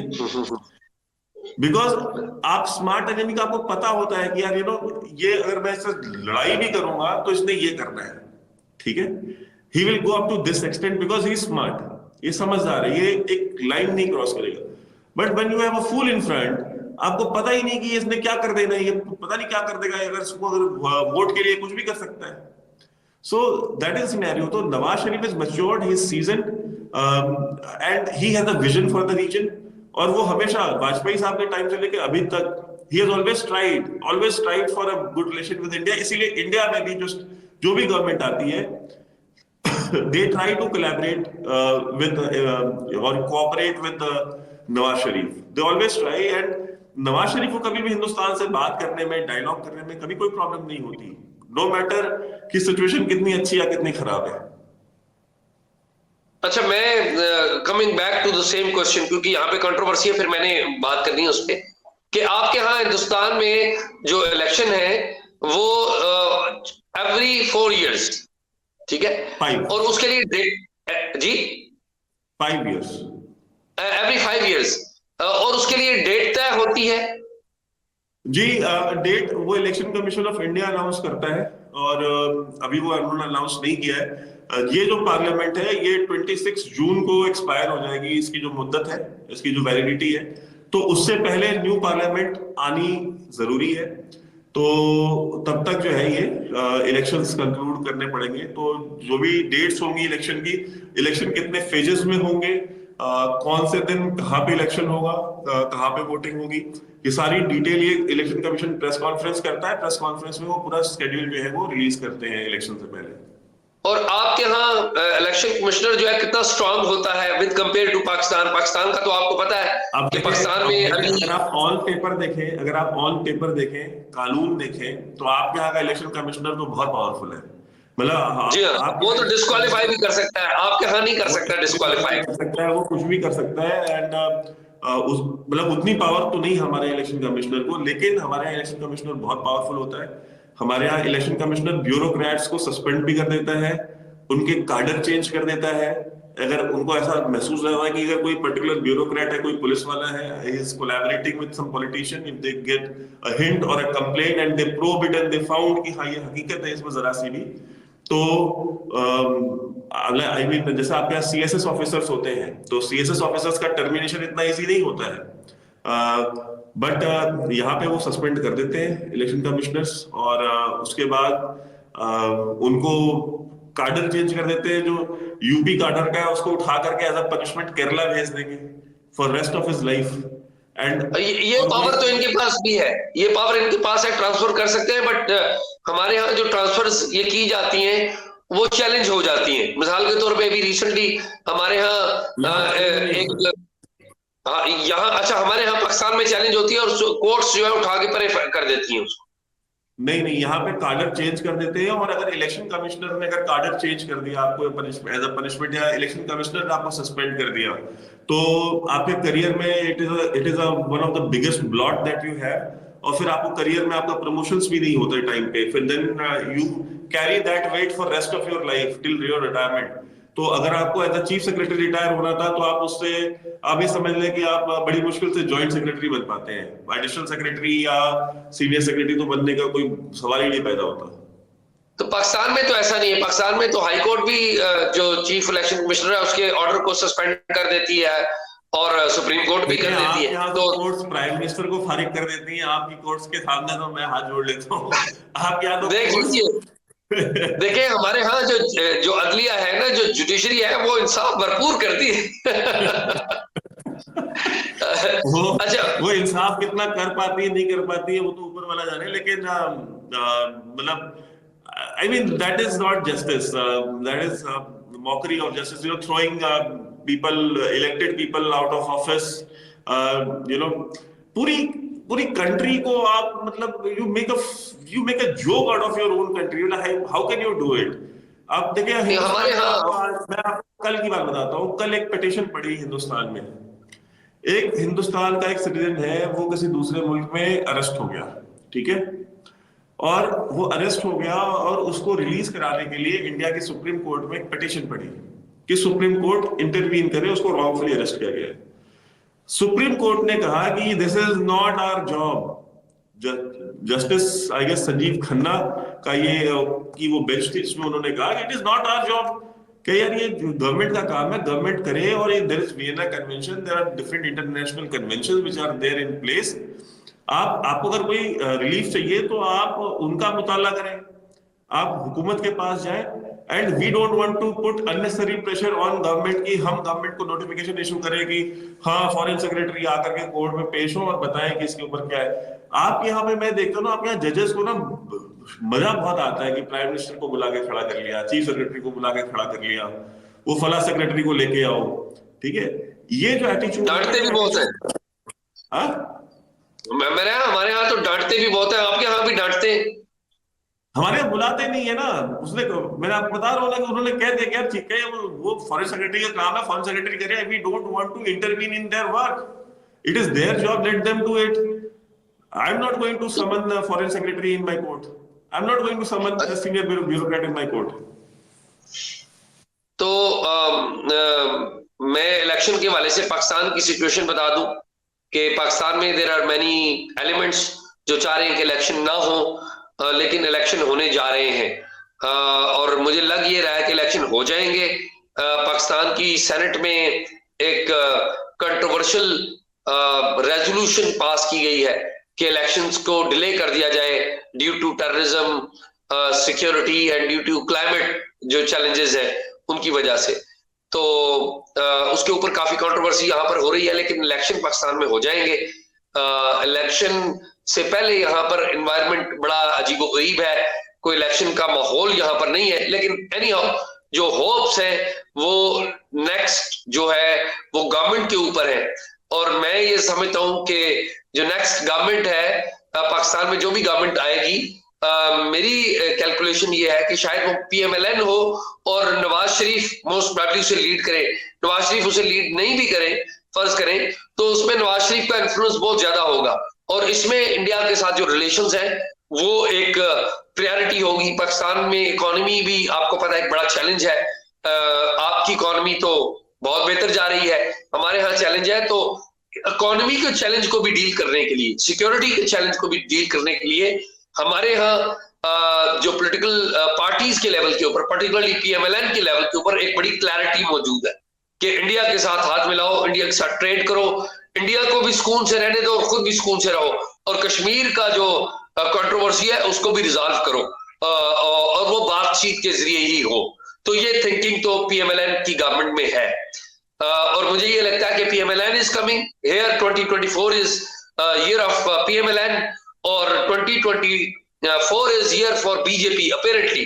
क्या होता है ये आई डोंट नो, और अगर ये BJP PMLN अगेन कॉम्बिनेशन आ रहा है तो मेरा ये ख्याल है, इसकी तस्दीक आप कर सकते हैं कि क्या मोदी साहब कोई बड़ा स्टेप ले सकेंगे while Nawaz Sharif in power here and Modi साहब there with regards to the good relations between the two countries? Yes, I think so. और अगर कोई पेशरफ नवाज शरीफ साहब की तरफ से हुई तो he'll receive a warm reception from here. Like ये तो I know because personal bonding भी नवाज शरीफ की और प्राइम मिनिस्टर मोदी की बहुत अच्छी है। वो एक एक मतलब जो रिलेशनशिप को लेकर के पॉजिटिव उनका दोनों का अप्रोच है। लेट्स सी कि अब जैसे पिछली दो तीन बार जो स्पॉयलर्स थे, if those spoilers are not there then there is hope, but अगर वो फिर spoilers आते हैं then things वो तो फिर अब तो फ्यूचर की बात है। but as far as these two political leaders are concerned, I'm hopeful कि ये हो जाएगा because तबीयत दोनों की उस रिलेशनशिप को लेकर के एक जैसी है। अच्छा, तो आप ये समझते हैं कि लीडर्स तो कन्विंस्ड हैं, मतलब मोदी साहब उधर से कन्विंस्ड हैं और प्रोबेबली ये भी मोदी साहब का आखिरी इलेक्शन ही होगा in terms of his age, ज़ाहिर है 73 इयर्स हो गए, तो वो एक वो नेहरू सिंड्रोम भी है ना आपके यहाँ कि पहले दो टर्म्स, जरा वो भी बताएं वो क्या है? नहीं देखिए, वो एक होता है ना कि यार आप चीफ मिनिस्टर बन गए, आप प्राइम मिनिस्टर बन गए, आप एक बार बन गए, आप दो बार बन गए, फिर जब तीसरी बार बन जाते हैं ना तो देन फिर तीसरी बार फिर आपको प्राइम मिनिस्टर नहीं बनना होता, फिर तीसरी बार आपने स्टेट्समैन बनना होता है। ठीक है। एंड स्टेट्समैन आप बनते तब when you do something that nobody thought of. ठीक है, तो you do something that nobody could pull off in the history. तो आई थिंक कि वो तीसरे टर्म में कुछ इस तरह की चीजें वो करेंगे जिससे तारीख में उनका नाम रकम हो। And I'm sure he will do it, and he has a lot of other projects also, जो हम किसी और प्रोग्राम में डिस्कस करेंगे। He has a lot of ideas for India that he wishes to implement in his third term, और I guess कि वो चीजें करके achieve, I guess he would retire. और आप समझे कि वो रिटायर हो जाएंगे वो जो गोल्स उन्होंने सेट किए हुए उनको अचीव करने के बाद? 100%। ये इंडिया में एक मार्गदर्शक मंडल बनाया गया बीजेपी की तरफ से कि 75 प्लस जितने भी पॉलिटिकल लीडर्स थे उनको एक बॉडी बनाई गई बीजेपी के अंदर, और उसमें उसको मार्गदर्शक मंडल कहा गया, जिसमें कि 75 प्लस जितने भी लीडर्स थे, जैसे आडवाणी साहब, मुरली मनोहर जोशी और इस तरह के जितने भी लीडर्स थे, सबको उसमें डाल दिया कि now you take the responsibility of an advisory board. You advise us. Let the new leadership come and let them deal with the politics and all. तो जब इनका थर्ड टर्म कंप्लीट होगा उस समय मोदी साहब की उम्र 78 होगी। तो I don't think he will be breaking the norm that he himself has set for the political party. He is not somebody who does that. तो इंटरनेशनल डिप्लोमेसी में आप क्या फोर्सी कर रहे हैं? आपकी असेसमेंट क्या है? मुझे तो लगता है कि 2020 अगर कोई डेवलपमेंट होनी है, अगर लेट्स प्रिज्यूम, एक प्रिजम्पशन पे बात कर रहे हैं कि यहाँ पर एक गवर्नमेंट आ जाती है जिसको ज़ाहिर एस्टैब्लिशमेंट की भी सपोर्ट है और वहां पर मोदी साहब तो खुद ही एस्टैब्लिशमेंट है, तो अगर ऐसा हो जाता है तो मुझे लगता है कि 2024 के नवंबर दिसंबर में ही कोई चीजें आगे बढ़ेंगी जो दोनों मुल्कों के लिए को बेहतर हो सकती है। आपकी असेसमेंट क्या है? देखिए, डिप्लोमेसी में देखिए बिलावल साहब ने बहुत डैमेज किया था एज अ फॉरेन मिनिस्टर। उन्होंने जिस तरह के वर्ड्स यूज किए प्राइम मिनिस्टर के against, the butcher of Gujarat, this and that, और इस तरह की चीजें, और हम इनको ठोक देंगे, पता नहीं क्या करेंगे, मतलब इस टाइप की बातें आई मीन जेब नहीं देती है। हिना रब्बानी खर was much mature, as a foreign minister for state as compared to Bilawal, because I think Bilawal was also pandering to the local audience, to the local, कहता है अपना जो वोट बैंक है, तो but that is not how diplomacy is done. वो diplomacy के through ही होगी, और डिप्लोमेसी के अलावा और कोई दूसरा रास्ता नहीं है कि अगर आपके रिश्ते सुधारने हैं तो आई गेस की prime minister Nawaz Sharif as a prime minister will take this seriously. My only reservation is the establishment, कि क्या एस्टैब्लिशमेंट ऑन बोर्ड होगी। अगर एस्टैब्लिशमेंट ऑन बोर्ड होगी तो ये चीजें मटेरियलाइज होंगी। अगर वो एस्टैब्लिशमेंट ऑन बोर्ड नहीं होती है तो आई मीन फिर तो 75-76 साल से जो चल रहा है वो चलेगा फिर। नहीं, I am hopeful Vaibhav, I am hopeful के पाकिस्तान की जो एस्टैब्लिशमेंट है उसकी थिंकिंग है, रिव्यू किया है, मेरा ये ख्याल है कि काफी हद तक जो थिंकिंग जो है रिव्यू हुई है, दोनों तरफ हुई है। तो let's hope for the best. Vaibhav, आपने बड़ा टाइम दिया, आपकी बड़ी मोहब्बत, हम ये सिलसिला जारी रखेंगे, हिंदुस्तान पाकिस्तान गुफ्तगू हम अच्छे अंदाज से बैठ के करेंगे जिस तरह मैं और आप करते रहे, और हम इसको आगे भी लेके जाएंगे। तो आपने जो ताउन किया, जो मोहब्बत की, वैभव बहुत शुक्रिया, and thank you, looking forward to talk to you again. Same here, thank you.